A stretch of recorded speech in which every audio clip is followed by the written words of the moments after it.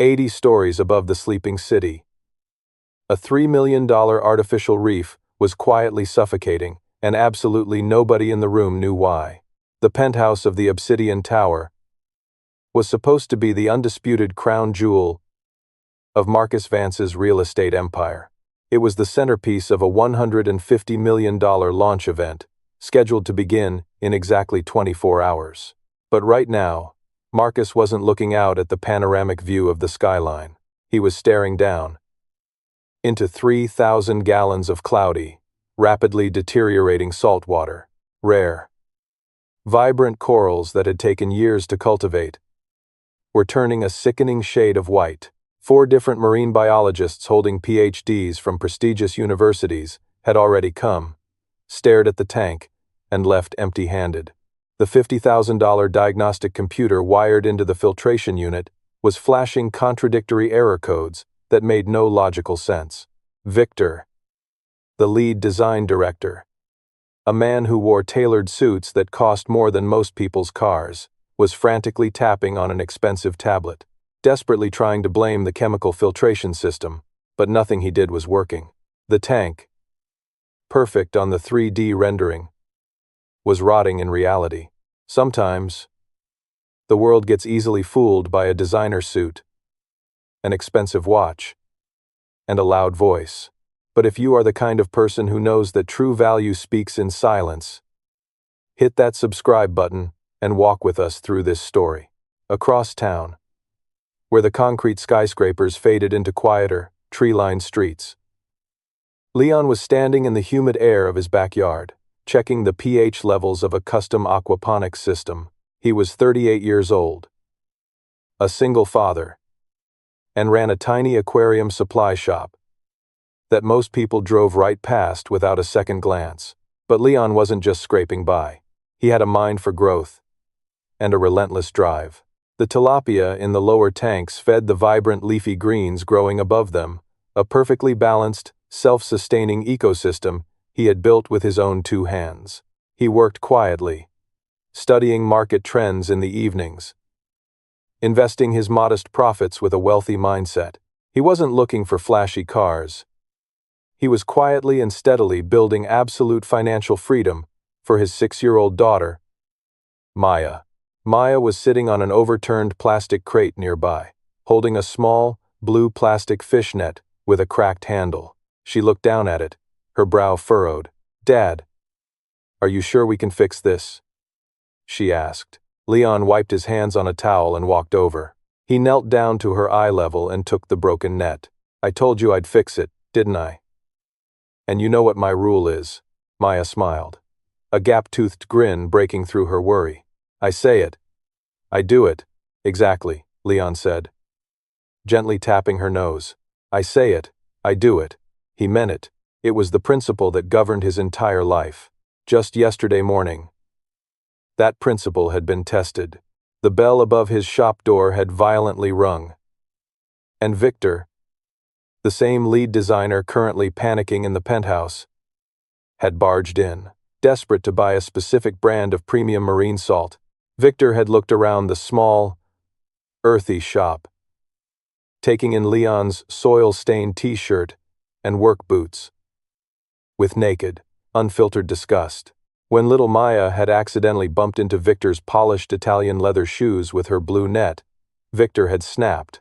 He swatted the toy out of her hand so aggressively that the handle cracked against the concrete floor.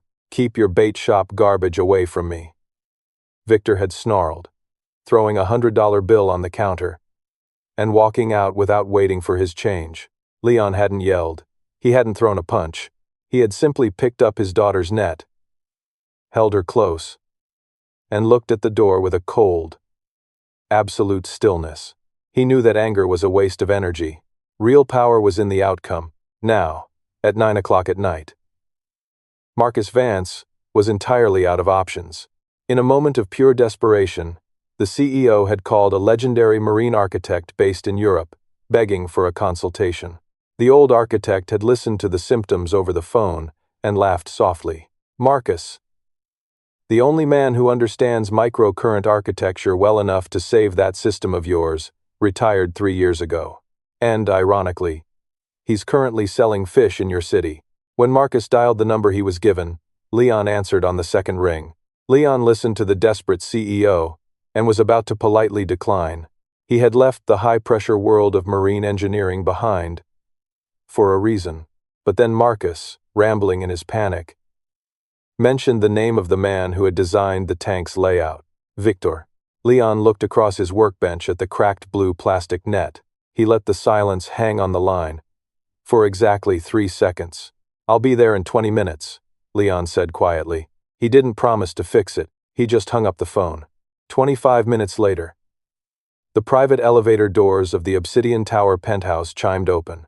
Because he had no one to watch her at this hour, Leon walked into the sprawling, marble-floored room, holding Maya's hand. He was wearing his faded work jeans and a plain gray t-shirt. Maya held her freshly glued blue plastic net tight against her chest. Victor looked up from his tablet, his face instantly twisting into an ugly sneer. "Are you kidding me?" Victor shouted, turning to the CEO. "Marcus, this is the guy? This is the aquarium cleaner I bought salt from yesterday. He's a nobody." Leon didn't look at Victor. He didn't look at Marcus. He let go of Maya's hand, walked straight past the frantic executives, and stood in front of the massive glass wall of the dying reef. He stood there in perfect silence, just watching the water move. "Turn off the main wave pumps," Leon said, his voice barely above a whisper. Victor scoffed loudly, throwing his hands in the air. "Are you insane?" Victor snapped. "If we kill the circulation now, everything in there dies in an hour." Leon didn't even turn his head. He kept his eyes locked on the murky water. "Marcus," Leon said, addressing the reflection in the glass. "You have about 40 minutes before the necrosis in those corals is irreversible. Turn off the pumps." Marcus looked at Victor, then back at the man in the faded t-shirt. Marcus reached over and hit the master kill switch on the control panel.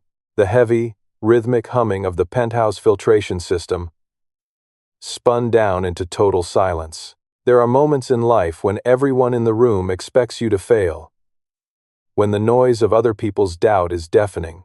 In those moments, you have to promise yourself that no matter what anyone says, you are someone who says it and does it. If you have ever stood quietly and proved the doubters wrong, drop the words, "I say it. I do it" in the comments right now. With the water completely still, Leon reached into his pocket and pulled out a small glass dropper filled with a harmless, concentrated vegetable dye. He stepped up to the edge of the tank, reached over the rim, and squeezed a single drop of dark blue liquid into the water. The 3 men watched the drop expand into a thin ribbon, drifting slowly downward as the residual gravity currents pulled at it. Leon followed the blue line with his eyes. It drifted past the struggling corals, floated over the white sand, and then, near the back right corner, the blue ribbon simply stopped. It didn't disperse. It just pooled into a dense, stagnant cloud behind a massive, jagged piece of imported black volcanic rock. "There," Leon said, pointing at the rock. "Microcurrent architecture." Victor crossed his arms, his face flushed. "That rock is the visual anchor of the entire display. It took 4 guys to position it perfectly. It's also sitting directly on top of your secondary circulation vent," Leon replied, finally turning to look at Victor. "A tank this deep isn't a picture. It's a living lung. By crushing that vent for your aesthetic, you created an anaerobic dead zone. The water behind that rock has been rotting for 2 weeks, breeding hydrogen sulfide.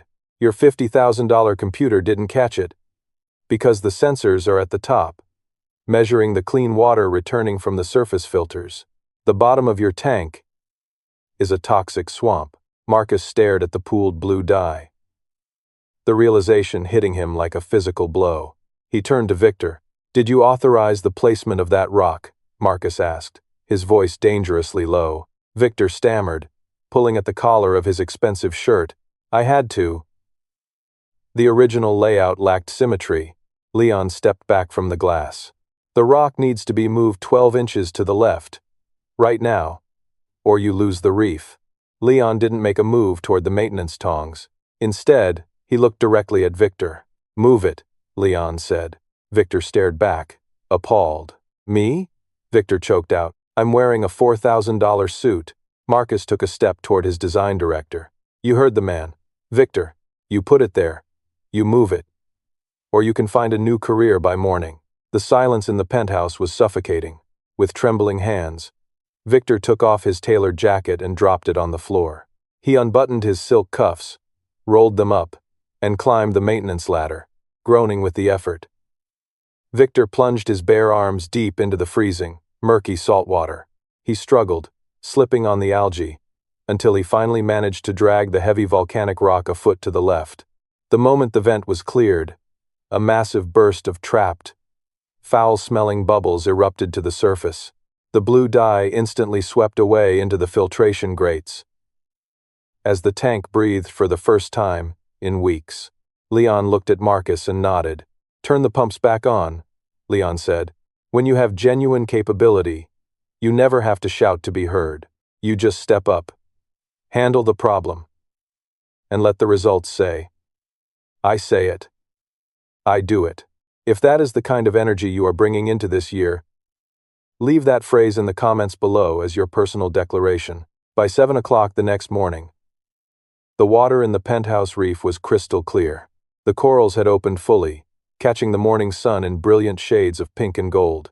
Marcus stood alone in the quiet room, holding a blank company check. Victor was gone, having been quietly escorted out of the building by security hours ago. Leon walked in, holding Maya's hand. Marcus handed Leon the blank check and a pen. Fill it in, Marcus said. Whatever you think is fair for saving a $150 million launch. Leon took the pen. He didn't hesitate. He wrote down a highly specific number, down to the exact cent. It was a large number, but it wasn't greedy. It was exactly the remaining amount he had calculated he needed to secure Maya's college and investment trust until she was 18. Leon handed the check back. I priced it based on the exact value of the time I gave up with my daughter last night, Leon said. Marcus looked at the number, then looked at the man in the work boots, with a profound, silent respect. Late that afternoon, the sun was setting over Leon's backyard. The aquaponics system hummed with quiet efficiency. Maya was carefully scooping a fallen leaf out of the tilapia tank with her freshly glued blue net. She looked up at her dad. Was the big tank in the tall building as fun as ours? Maya asked. Leon smiled, reaching down to check the roots of a basil plant. It was bigger, Leon said softly. But no, it wasn't nearly as fun. Never judge a person's worth by the dirt on their boots or the quietness of their life. You have no idea what they walked away from to find their peace. If you choose to live a life of quiet strength and absolute competence, hit that subscribe button, share this video, and make your final declaration below. I say it, I do it.